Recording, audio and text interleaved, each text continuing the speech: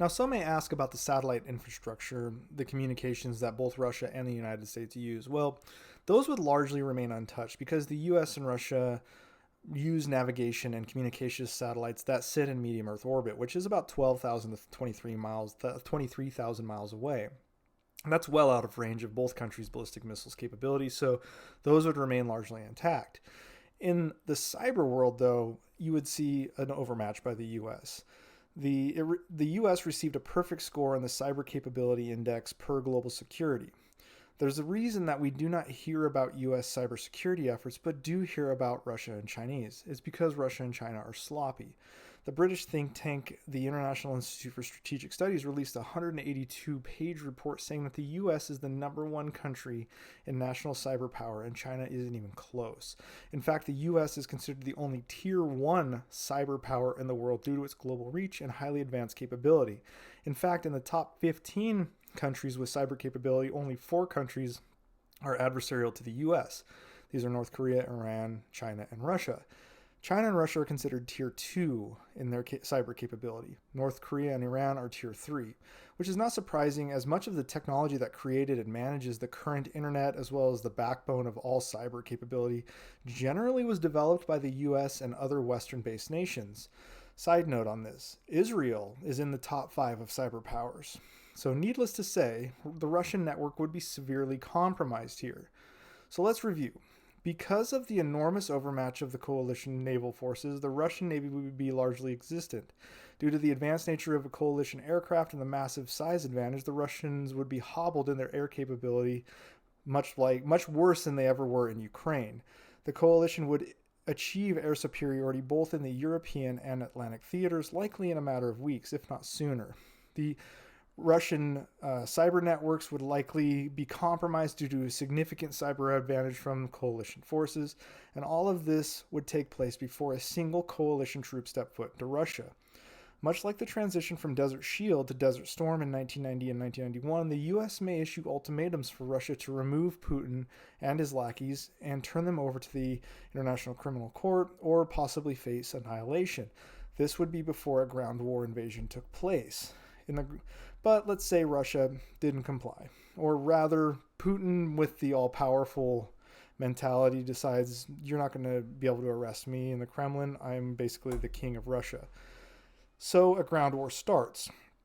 In the ground war, coalition tanks, fighting vehicles, attack helicopters, and hundreds of thousands of troops would move first and foremost on Kaliningrad, which is right there. This is just an easy way to show Russia we are serious.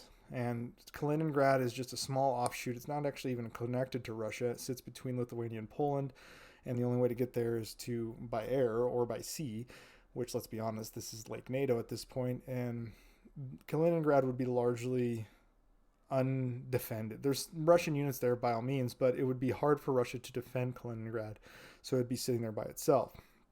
With air superiority, better tanks, largely due to Russia eliminating many of its advanced tanks in Ukraine, the coalition easily prevails in Kaliningrad.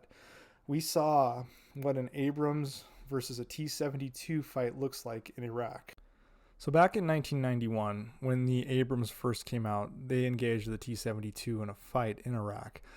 3,300 Soviet-provided Iraqi T-72s were destroyed, and this is a T-72 right here in front of us.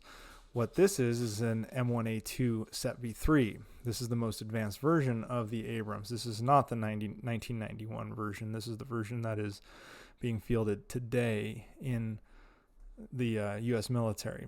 Now, during that fight in Iraq, I said 3,300 Soviet-provided T-72s were destroyed. 9 Abrams tanks were destroyed. 22 Abrams tanks were damaged.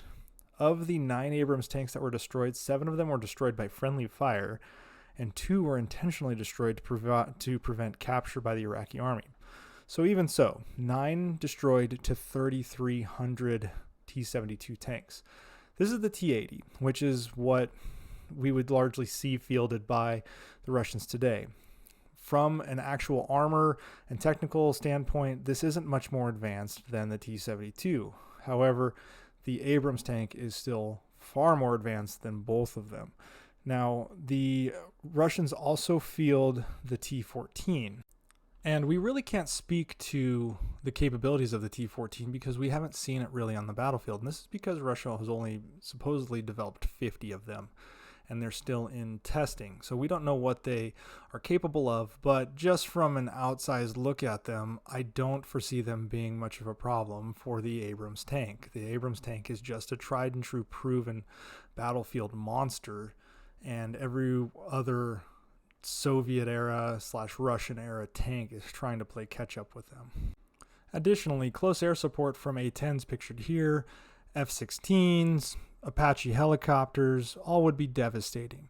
Now, the Russians do field their own version of an attack helicopter called the Alligator, but they only have like 196 of them.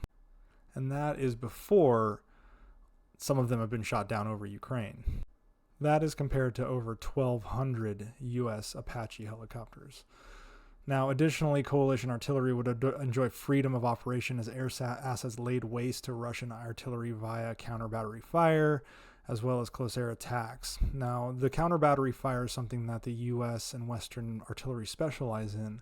The biggest concern that the U.S. coalition faces is Russian artillery, and it is significant, and it will cause casualties. However, counter-battery fire and close air support from things like these Apache helicopters and A-10s would likely mitigate a lot of that ability for the Russians.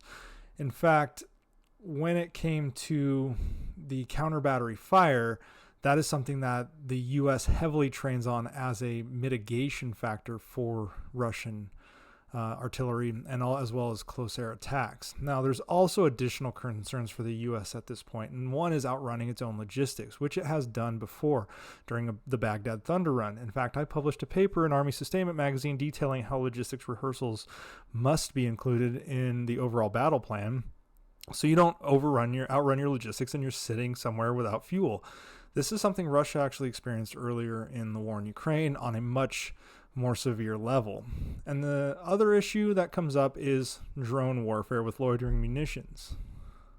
Now, the U.S. has strong offensive drone capability through things like its Switchblade drone versus the Russian Lancet drone. So the issue isn't necessarily the ability of the U.S. to strike other tanks versus Russia's ability. Both have that capability.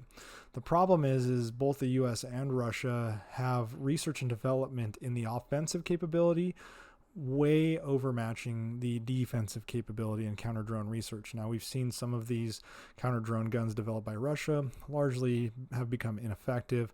The U.S. is testing some of their technology in Ukraine on the Ukrainian side, but all of that remains to be seen, and drone warfare could play a part in the future of this war.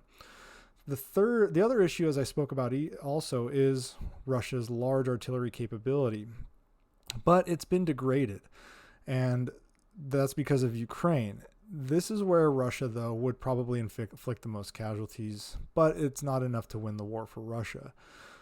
So on this battlefield, as we return to the map, having taken Kaliningrad, what we would likely see are 5 axes open up. The first one would be a push through Belarus towards Moscow. The second one would be a push from Finland towards St. Petersburg, possibly even the Baltics. A third would be a push coming from Poland of U.S. coalition forces to engage in Ukraine. A fourth would likely be pushing from Turkey northward. And a fifth would be landing from Japan.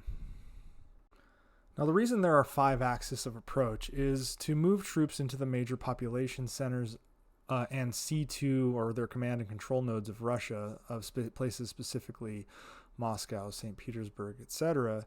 It also spreads the Russian capability thin across trying to defend multiple lines here, and then also in Japan, as I showed before.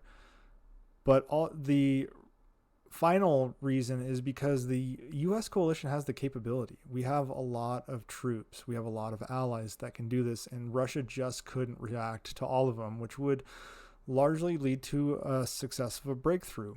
In fact, the eastern seaboard of Russia is so lightly defended that Russia would likely give up its Far East in the face of the overwhelming forces it faces in Europe with proximity to things like Moscow and St. Petersburg.